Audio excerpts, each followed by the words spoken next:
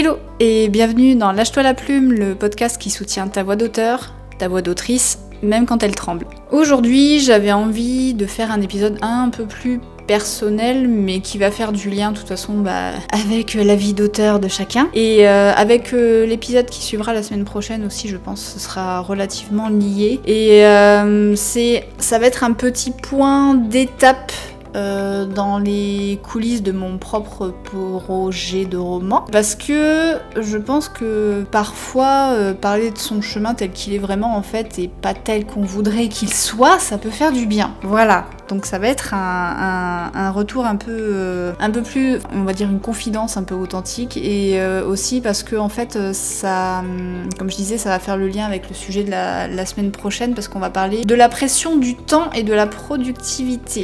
Alors, où j'en suis dans mon projet de roman? On va essayer de faire un petit récap pour ceux qui me suivent pas peut-être sur Instagram, ou pour ceux qui ont perdu le fil, pour ceux qui m'ont rejoint en cours de route. Je suis sur un projet de roman que j'ai commencé en septembre-octobre. J'ai passé septembre-octobre justement déjà à préparer le terrain, donc brainstorming, construction, vu que c'est une réécriture, un roman inspiré de l'univers de Peter Pan, la construction de l'univers était déjà là, mais après j'ai étoffé des trucs et j'y ai mis ma patte. Planification des grandes lignes, planification du roman, chapitrage, voilà. Quand on est auteur-architecte, on passe par ces phases-là, et c'est ce que j'ai fait en septembre-octobre, les fiches personnages, etc. Et en novembre, j'ai attaqué le premier jet. J'ai profité justement de l'énergie du NaNoWriMo pour... D'ailleurs, je crois qu'il est plus d'actualité maintenant. Bref, ça faisait polémique, mais j'avais suivi le mouvement, j'avais pas fait le nano officiel, mais j'avais fait les choses de mon côté. J'ai trouvé l'idée géniale d'essayer d'écrire 50 000 mots en un mois. Je me suis rendu compte que l'objectif quotidien de 1667 mots, c'était relativement faisable. Et j'ai écrit sur ce mois de novembre 42 000 mots, ce qui est déjà ouf pour quelqu'un qui, pour ceux qui le savent, si vous le savez pas, j'ai toujours plus ou moins écrit, et j'ai déjà lancé des premiers projets de romans et j'ai jamais été jusqu'au bout. Donc moi, écrire déjà 42 000 mots sur un projet de roman, c'était déjà énorme. J'ai arrêté là parce que je sentais que je fatiguais, que je m'essoufflais, et je commençais à rencontrer des blocages. Pour ça, je pourrais en parler, sinon je vais en parler pendant des heures. Mais j'ai rencontré des blocages qui a fait qu'il a fallu que je revienne en arrière sur les derniers chapitres à écrire.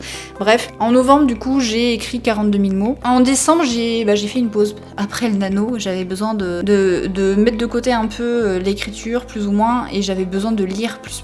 Donc je me suis écoutée. J'ai mis le projet plus ou moins en pause, et j'avais besoin en fait sur les derniers chapitres de faire vraiment un synopsis pour les prochains chapitres pour que l'écriture du premier jet soit plus fluide. Donc je l'ai fait un petit peu en décembre, en m'écoutant, en prenant mon temps.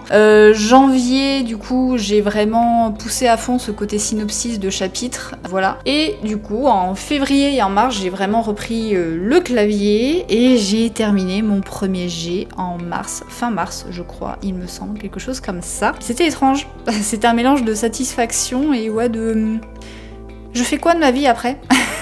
Voilà. Bon, si vous êtes auteur, vous savez de quoi je parle, voilà. Et du coup, après avoir fini mon premier jet, moi j'ai tendance à dire qu'il faut laisser reposer le manuscrit pendant au moins 2-3 semaines, un mois, voire plus. Du coup, moi, c'est ce que j'ai fait, j'ai laissé reposer pendant 3 semaines. Déjà, j'en avais besoin. Et je crois que voilà, ça a un intérêt de laisser reposer son texte, comme ça, quand on revient dessus, on revient avec un regard neuf. Donc moi, j'en ai profité pour brainstormer un autre projet que j'avais en tête. Je l'ai juste brainstormé, je suis pas passée, j'ai pas poussé le truc plus loin. Et du coup, en mi-avril, j'ai fait la relecture de mon manuscrit, et fin mai, j'ai attaqué la réécriture de mon roman. Voilà.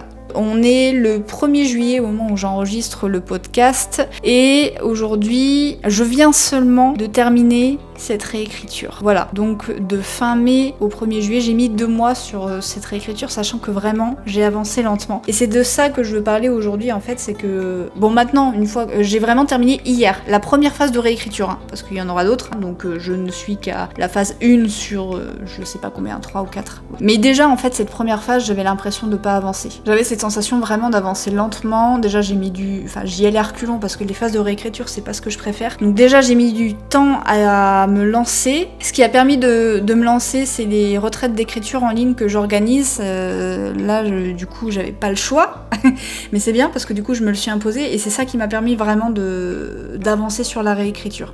Et donc en fait, en ce moment, ouais, j'ai le nez dans cette phase-là qui est la réécriture d'un roman et ça prend un temps fou. En tout cas pour moi, après c'est propre à chacun. Mais voilà, déjà ça prend un temps de malade parce qu'en fait j'ai eu une nouvelle idée de plot twist à intégrer dans mon roman qui faisait sens, qui donnait plus d'importance à un personnage qui avant n'était qu'en fil rouge, en filigrane, mais juste évoqué. C'est un plot twist qui a du potentiel mais qui demande justement à tout réajuster, c'est-à-dire qu'il faut l'intégrer au bon endroit, au bon moment, et du coup ce que j'ai pu écrire par la suite n'était plus cohérent. Donc c'est vraiment un travail de rafistolage. Donc c'est sur l'intégration de ce nouveau plot twist que j'ai bossé la première phase de réécriture. Donc ça je l'ai terminé hier, c'était vraiment quand même un gros morceau qui en plus fait du lien avec un autre plot twist, donc il a fallu que je le retravaille conjointement. Mais en plus de ça, il y a encore d'autres phases de réécriture qui m'attendent. Par exemple, je sais que je dois retravailler, je vais revoir à fond mes fiches de personnages, parce qu'il y a des personnages qui manquent un peu de développement. Il faut que je renforce des ambiances pour les rendre plus palpables, il faut que j'améliore la cohérence, etc. Enfin, il y a encore des phases importantes. Et honnêtement,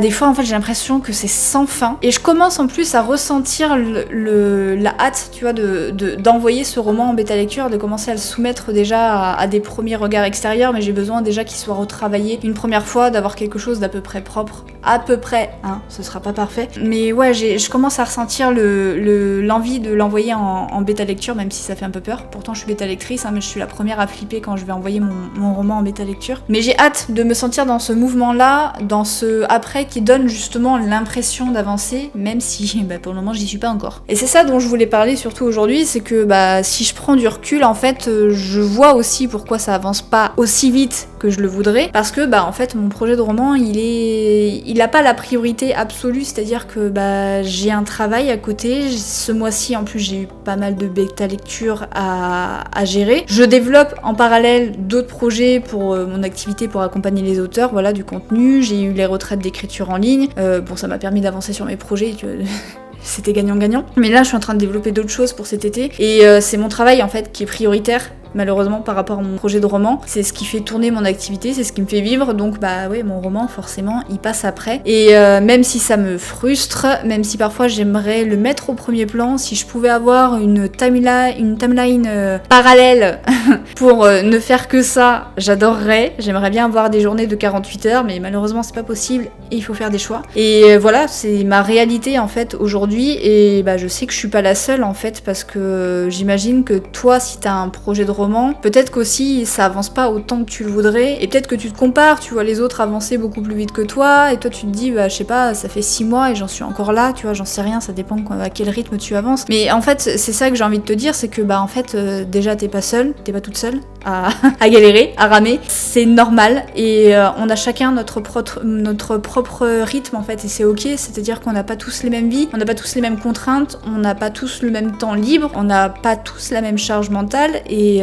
non en fait c'est pas parce que tu mets du temps que ton projet est moins bon, c'est pas parce que tu mets du temps qu'il est moins solide ou qu'il est moins légitime en fait, et parfois prendre le temps c'est justement ce qu'il te faut pour qu'un roman respire, pour qu'il évolue de la bonne façon, pour qu'il se révèle, pour qu'il trouve en fait sa propre voie. Donc est-ce que je suis frustrée en ce moment? Oui, parce que j'aimerais que ça avance plus vite, sachant que moi je me suis mis une deadline aussi d'avoir un manuscrit prêt à être envoyé en maison d'édition d'ici la fin de l'année, donc d'ici décembre, donc il me reste 6 mois. Et vu que c'est vraiment le premier projet de roman que je pousse jusqu'au bout, voilà, j'ai pas encore de barème de comparaison vis-à-vis de moi-même, donc je sais même pas si c'est faisable, mais voilà, écoute, c'est une deadline. Si j'atteins cet objectif, tant mieux, si j'atteins pas, c'est pas la catastrophe, mais forcément, quand je vois que j'avance pas aussi vite que je le voudrais, c'est frustrant. Mais après, et c'est ce que je te conseillerais de faire aussi si t'es un peu dans la même situation que moi, c'est que est-ce que je suis fière d'en être là aujourd'hui à ce stade de mon projet, avec tout ce que j'ai déjà traversé pour y arriver? Oui, vraiment, oui, parce que c'est une promesse que je me suis faite, comme je te disais, en fait, c'est que j'ai déjà lancé des projets de romans, j'ai jamais été jusqu'au bout du truc, et là c'est une promesse que je me suis faite d'aller vraiment jusqu'au bout du processus. Et je crois que parfois, en fait, il faut juste reconnaître déjà le chemin qui a été parcouru, de regarder derrière et de voir déjà tout ce que t'as fait. C'est ce que je fais aussi, et même si tu vas pas aussi vite que tu le voudrais, des fois c'est intéressant de voir déjà tout ce que t'as accompli. Et surtout, il faut arrêter arrêter de se comparer à des standards de vitesse qui ne nous appartiennent pas. Il faut arrêter de se comparer aux autres. Il y a des gens qui ont peut-être qui font ça à temps plein, donc ils peuvent faire ça tous les jours, plusieurs fois par jour, pendant plusieurs sessions de travail. Moi, des fois, j'écris pas tous les jours parce que, comme je te dis, j'ai un autre travail à côté et mon roman, malheureusement, je lui donne une importance, mais c'est secondaire, c'est pas ma priorité, et c'est peut-être le cas pour toi aussi. Donc si aujourd'hui tu écoutes cet épisode et que t'as un petit peu la même frustration que moi, juste souviens-toi que c'est pas une course. Tu avances, tu continues quand même d'avancer, même quand tu bloques, tu avances, même quand tu prends une pause, tu avances parce que tu feras autre chose qui va nourrir ton projet, parce que t'es toujours là, tu continues même si c'est galère, et rien que ça en fait c'est énorme. Donc voilà, c'est tout ce que j'avais à dire pour aujourd'hui. Continue, ne lâche rien, tu vas y arriver, on va y arriver et on va réussir à aller jusqu'au bout. En attendant, écoute, je te souhaite de prendre soin de toi et je te dis à très vite. Salut.